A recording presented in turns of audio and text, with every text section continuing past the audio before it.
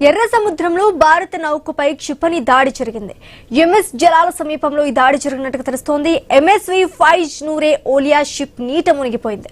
నౌకలోని 13 మంది భారతీయ సిబ్బంది సహా ఓ విదేశీయుని ఎంఎస్ తీర రక్షక దళం కాపాడింది. భారత విదేశాంగ శాఖ నౌకపై దాడిని ఖండించింది.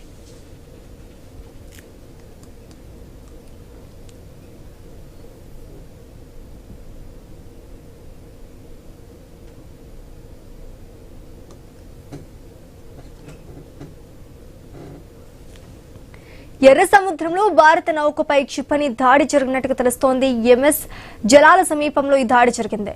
ఎంఎస్వి ఫైజ్ నూరే ఓలియా షిప్ నీట మునిగిపోయింది. నౌకలోని 13 మంది భారతీయ సిబ్బంది సహా ఓ విదేశీయుని ఎంఎస్ తీర రక్షక దళం కాపాడింది. భారత విదేశాంగ శాఖ నౌకపై దాడిని ఖండించింది.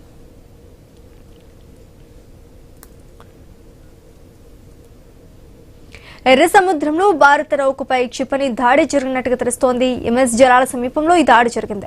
ఎంఎస్వి ఫైజ్ నూరే ఓలియా షిప్ నీట మునిగినట్టుగా తెలుస్తోంది. ఇదే అంశానికి సంబంధించి పూర్తి డీటెయిల్స్ మా ప్రతినిధి రాము అందిస్తారు. రాము, ఎర్ర సముద్రంలో భారత జెండాతో ప్రయాణిస్తున్న ఎంఎస్వి ఫైజ్ నూరే ఓలియా అనే వాణిజ్య నౌకపై క్షిపణి దాడి జరగడం తీవ్ర ఆందోళన కలిగిస్తుంది.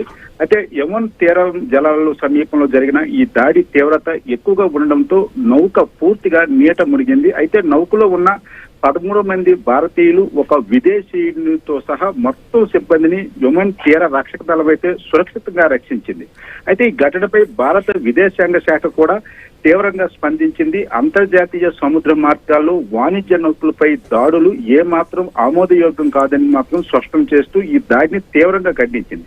అయితే నౌకలోని భారతీయుల భద్రతపై నిరంతరం నిఘా ఉంచామని యమన్ అధికారులతో సమన్వయం కొనసాగుతుందని మాత్రం తెలిపింది.